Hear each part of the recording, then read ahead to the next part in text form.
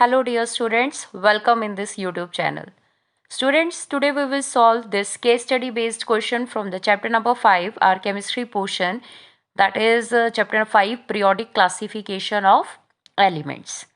Okay, so here what is given that we will read metallic character. Okay modern periodic table के ऊपर ये mainly based है. Trends आपने पढ़े होंगे मेटेलिक और नॉन मेटेलिक कैरेक्टर, उसके ऊपर ये मेनली बेस्ड है. So first read the paragraph. The ability of an atom to donate electrons and form positive ion, that is cation, is known as electropositivity or metallic character. Metals क्या करती हैं? Electrons loose करती हैं, positive ion बनाती हैं. उस tendency को हम इलेक्ट्रोपॉजिटिविटी कहते हैं और मेटेलिक कैरेक्टर कहते हैं. Now down the group metallic character increase होता है due to increase in atomic size बढ़ता है डाउन द ग्रुप क्योंकि नंबर ऑफ शेल्स बढ़ते हैं. और across the period from left to right, electropositivity decreases due to decrease in atomic size. ठीक है, इलेक्ट्रोपॉजिटिविटी along the period कम होती है क्योंकि साइज कम होता जाता है, डिक्रीज होता है. Now what about the non-metallic character? The ability of an atom to accept electrons or to gain electrons to form negative ion, that is anion, is called non-metallic character or electronegativity. Okay, non metals gain electron and form negative ion, उसको हम electronegativity कहते हैं और non metallic character कहते हैं. The elements having high electronegativity have a higher tendency to gain electrons and form an ion. ठीक है, जिसकी ज़्यादा हाई इलेक्ट्रोनेगेटिविटी होगी उस एलिमेंट की, दैट मीन्स वो उतनी ही जल्दी क्या करेगा, इलेक्ट्रॉन्स को गेन करेगा, उसकी उतनी ही ज़्यादा टेंडेंसी है टू गेन इलेक्ट्रॉन्स. अब डाउन द ग्रुप क्या होता है, electronegativity decreases due to increase in atomic size बढ़ता जाता है तो गेन करने की कैपेसिटी कम होती जाती है. And across the period from left to right electronegativity increases due to decrease in atomic size. ठीक है, left to right along the period क्या होता है, इलेक्ट्रोनेगेटिविटी इंक्रीज होती जाती है क्योंकि साइज छोटा होता जा रहा है. Now here the one graph is given. Now what is given over here? Atomic radius दिया है इस तरफ पिकोमीटर में. We know that atomic radius को हम किस में मेजर करते हैं, पिकोमीटर में मेजर करते हैं. And 1 picometre is equal to 10⁻⁻12 metre. Okay, and इस तरफ आपको क्या दिया, एटॉमिक नंबर दिया है. यहाँ पर अब आपको फ्लोरीन, क्लोरीन, ब्रोमीन, आयोडीन और इनके रेडियस दिए हैं. यहाँ पे lithium, sodium, potassium, rubidium, caesium और इनके एटॉमिक रेडियाई दिए हैं. ठीक है, we all know that these are fluorine, chlorine, bromine, iodine, that are halogens. और ये कौन सा ग्रुप नंबर है, ग्रुप नंबर 17. ठीक है, these are first group number 1. और ये क्या है, आपकी अल्कली मेटल्स हैं. ठीक है, पहले लिथियम आता है ग्रुप 1 में, फिर सोडियम आता है, फिर ये आते हैं. तो देखो आप डाउन द ग्रुप जा रहे हो, साइज बड़ा हो रहा है. ठीक है, यहाँ भी आप डाउन द ग्रुप जा रहे हो, साइज इंक्रीज हो रहा है, एटॉमिक साइज बढ़ रहा है. ठीक है, नाउ रीड द क्वेश्चंस. अब क्वेश्चंस क्या पूछे हैं, which of the following correctly represents the decreasing order of metallic character of alkali metals plotted in the graph. ठीक है, ग्रुप 1 आपको दिया हुआ था अल्कली मेटल्स का, lithium, sodium, potassium, rubidium, caesium. तो वो उसका पूछ रहे हैं मेटेलिक करेक्टर का ऑर्डर पूछ रहे हैं, और कौन सा, decreasing order. Decreasing order means सबसे पहले कौन आना चाहिए, सबसे ज़्यादा मेटेलिक, देन उससे कम, फिर उससे कम, फिर उससे कम. ठीक है, तो जैसे आपको इस पैराग्राफ में दिया हुआ था कि मेटेलिक कैरेक्टर जो है वो डाउन द ग्रुप क्या होता है, इंक्रीज होता है. Metallic group down the group increase होता है. क्यों, क्योंकि एटॉमिक साइज बढ़ता जाता है ना. एटॉमिक साइज क्या हो रहा है, इंक्रीज हो रहा है. एटॉमिक साइज इंक्रीज होगा। सो इसकी वजह से क्या होता है बेटे, जो इफेक्टिव न्यूक्लियर चार्ज है, इफेक्टिव न्यूक्लियर चार्ज एक तरह से फोर्स है किसके बीच में, जो न्यूक्लियस के अंदर प्रोटॉन्स हैं और जो आउटर मोस्ट शेल में इलेक्ट्रॉन्स हैं, ठीक है, जो उनको होल्ड करके रख रहा है, that force is effective nuclear charge, अगर हम सिंपल वर्ड्स में इसको पढ़ना चाहें तो। ठीक है, तो वो फोर्स ऑफ अट्रैक्शन जो है वो डाउन द ग्रुप कम होती जाती है और एटॉमिक साइज बढ़ रहा है, इसीलिए ये कम हो रही है। तो ये जल्दी क्या करेंगे, इलेक्ट्रॉन्स को लूज करते जाएंगे। ठीक है, तो इसका मतलब जो आपका सबसे ग्रुप 1 में सबसे नीचे कौन था, सीजियम। तो सीजियम जो है दैट इज मोर मेटालिक, सबसे ज्यादा वो मेटालिक है। फिर उससे कम कौन है, रुबिडियम। फिर उससे कम कौन है, potassium, then sodium and then lithium. तो हमारा ऑर्डर ये बन जाता है। सो हमारी सी ऑप्शन यहां करेक्ट रहती है। ठीक है, okay, so this is our decreasing order. Read the second one. Hydrogen is placed along with alkali metals in the modern periodic table, though it shows non-metallic character. वो कह रहा है hydrogen को अल्कली मेटल्स के साथ रखा गया है पीरियोडिक टेबल में, मॉडर्न पीरियोडिक टेबल में, जबकि वो नॉन मेटालिक कैरेक्टर शो करता है। ठीक है, तो अब आपको ये बताना है कि वो अल्कली मेटल्स के साथ क्यों रखा है, मतलब क्या उसके साथ रिजेम्बलेंस है हाइड्रोजन की मेटल इन मेटल्स के साथ। So see the first option. As hydrogen has one electron and readily loses electron to form negative ion. ठीक है, वो कह रहा है कि हाइड्रोजन एक इलेक्ट्रॉन लूज कर सकता है और नेगेटिव आयन बना देगा। सो बेटे ये ऑप्शन आपकी गलत है, क्योंकि लॉस ऑफ इलेक्ट्रॉन जब होता है, जब ये इलेक्ट्रॉन लूज करते हैं तो नेगेटिव आयन नहीं बनता है, पॉजिटिव आयन बनता है। ठीक है, तो ये आपकी ऑप्शन गलत हो गई। Read the second one.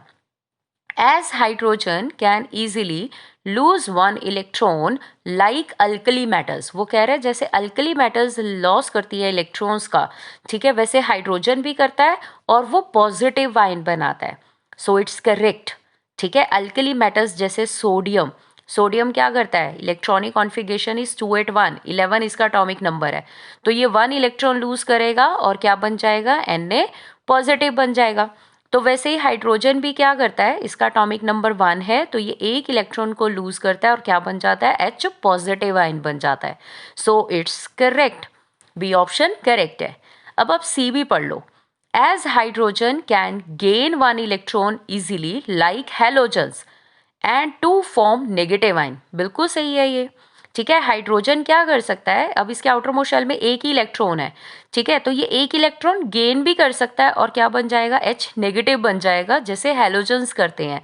जैसे क्लोरीन है, एटॉमिक नंबर 17, इलेक्ट्रॉनिक कॉन्फ़िगरेशन क्या हो गई, 287, so it will gain one electron और ये क्या बन जाएगा, 288 एंड Cl नेगेटिव बन जाएगा। पर सही है ये पॉइंट, लेकिन आपने कंफ्यूज नहीं होना है, आपको पूछा अल्कली मेटल्स के साथ है, ठीक है, हेलोजन्स के साथ नहीं पूछा। वो नॉन मेटालिक कैरेक्टर कह रहा है शो करते हैं, वो आपके क्वेश्चन में गिवन है, पर वो ये पूछ रहा है कि अल्कली मेटल्स के साथ क्यों रिजेंबल करता है। सो उसके अकॉर्डिंग हमारी बी ऑप्शन करेक्ट है। लास्ट ऑप्शन आपको कह रहा है hydrogen shows the properties of non metals, वो आपको क्वेश्चन में ही गिवन है। Now read the third question. Which of the following has highest electronegativity? Highest electronegativity means which will gain electrons easily. ठीक है, कौन जल्दी से इलेक्ट्रॉन्स को गेन करेगा, फ्लोरीन, क्लोरीन, ब्रोमीन, आयोडीन। अगर आपने ग्राफ देखा होगा तो these are the member of the same group, एक ही ग्रुप के मेंबर्स हैं, ठीक है, और इसी तरह से अरेंज्ड हैं ये ग्रुप में, फ्लोरीन, क्लोरीन, ब्रोमीन, आयोडीन। ठीक है, डाउन द ग्रुप क्या हो रहा है, down the group size increase हो रहा है। अब साइज इंक्रीज हो रहा है, ठीक है, और जो इफेक्टिव न्यूक्लियर चार्ज है वो क्या हो रहा है, वो डिक्रीज हो रहा है। ठीक है, तो साइज बढ़ रहा है, चार्ज कम हो रहा है, फोर्स ऑफ अट्रैक्शन कम होती जा रही है, तो मीन्स गेन करने की टेंडेंसी कम होती जा रही है। ठीक है, तो इसका मतलब आयोडीन का साइज बड़ा है और फ्लोरीन का साइज सबसे छोटा है। सो फ्लोरीन बेटे बड़ी जल्दी जो है अपना छोटा साइज होने की वजह से इलेक्ट्रॉन्स को गेन करेगा। ठीक है, then that of the other halogens. Iodine सबसे कम इलेक्ट्रोनेगेटिव होगा या नॉन मेटालिक कैरेक्टर इसका सबसे कम होगा और फ्लोरीन का सबसे ज़्यादा होगा।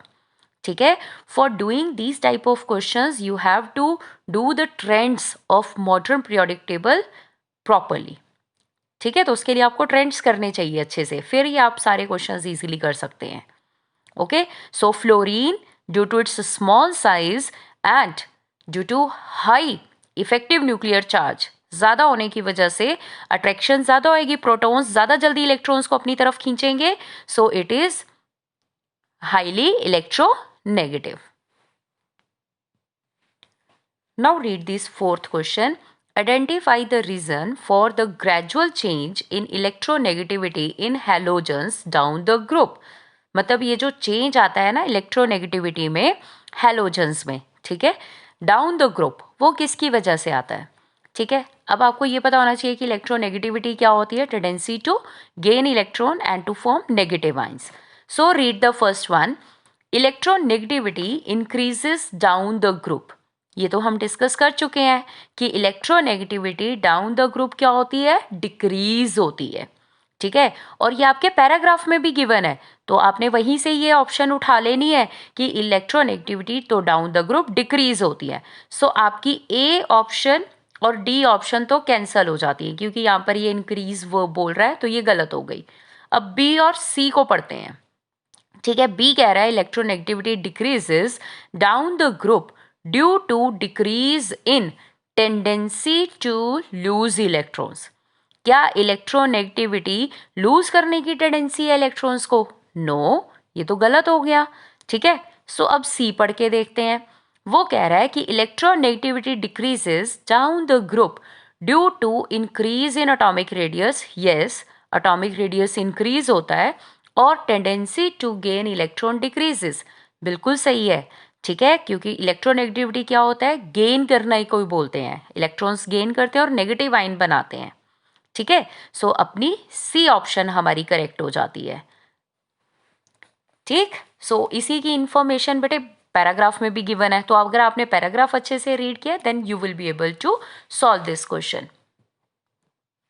Now so let's do this last question.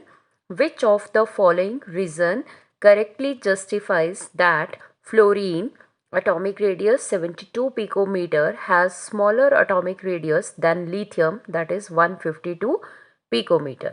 ठीक है, तो बेटे अगर आपने मॉडर्न पीरियोडिक टेबल अच्छे से पढ़ा होगा तो आपको पता होगा कि फ्लोरीन और लिथियम जो हैं they are the member of same period. ठीक है, वो सेम पीरियड के मेंबर हैं। कैसे? Lithium, beryllium, then boron, carbon, nitrogen, oxygen, fluorine, neon। ठीक है, so they are the member of same period। ये थर्ड एटॉमिक नंबर है, इसका 3 है और इसका एटॉमिक नंबर यहाँ पे आ जाता है 10। ये आपका 9 एटॉमिक नंबर का फ्लोरीन है और ये आपका lithium, and they are the member of the same period. तो अब आपको पता चल गया कि they are the member of the same period, तो दैट मीन्स यहाँ पर अगर आप ऑप्शंस देखें तो आपको सेम ग्रुप की दो ऑप्शंस हैं, ए और सी, तो आपकी ये कैंसल हो जाती हैं। ठीक है, तो अब आपके पहले आप ऑप्शंस पढ़ लो, ठीक है, फिर उसके बाद आप सोचो कि कौन सी करेक्ट हो सकती है। तो दो ऑप्शंस तो आपकी वैसे ही निकल गई। Now read the B. वो कह रहा है कि they are the member of the same period पर atomic size increases across the period due to increase in number of shells. वो कह रहा है अक्रॉस द पीरियड साइज बड़ा हो रहा है क्योंकि नंबर ऑफ शेल्स बढ़ रहे हैं। ये तो रॉन्ग है, नंबर ऑफ शेल्स तो अक्रॉस द पीरियड नहीं बढ़ते हैं, दैट रिमेन सेम। कैसे? अगर आप इन सब की इलेक्ट्रॉनिक कॉन्फ़िगरेशन लिख के देखें, इसका एटॉमिक नंबर 3, 4, 5, 6, 7, 8, 9, 10। Electronic configuration 2, 1, 2, 2, 2, 3, 2, 4, 2, 5, 2, 6, 2, 7, 2, 8। तो नंबर ऑफ शेल्स तो रिमेन सेम। ठीक है, के और एल ही है, दो ही है शेल्स, तो नंबर ऑफ शेल्स तो नहीं बढ़ रहा है, तो ये ऑप्शंस भी आपकी कैंसिल हो जाती है। Now read the D. वो कह रहा है fluorine and lithium are in the same period and across the period atomic size और रेडियस डिक्रीजेस। यस, ये बिल्कुल सही है, from left to right. Atomic size जो होता है along the period from left to right वो छोटा होता जाता है, डिक्रीज होता जाता है। क्यों? क्योंकि अगर आप ध्यान से देखें तो number of electrons in the same shell बढ़ रहे हैं। के एल शेल में पहले एक इलेक्ट्रॉन, फिर दो, फिर तीन, फिर चार, ऐसे ऐसे इलेक्ट्रॉन्स का नंबर बढ़ रहा है तो अंदर प्रोटॉन्स का भी नंबर बढ़ रहा है, ठीक है, क्योंकि एटॉमिक नंबर बढ़ रहा है। तो अब क्या हो रहा है कि उनके बीच की फोर्स ऑफ अट्रैक्शन जो इफेक्टिव न्यूक्लियर चार्ज है वो बढ़ रही है, ठीक है। तो इफेक्टिव न्यूक्लियर चार्ज बढ़ रहा है तो उसकी वजह से साइज कम होता जा रहा है। Okay, so R D option is correct. So in this way we have done this question. So revise it properly. I hope ये आपको अच्छे से क्लियर हो गया होगा। Take care. Bye bye.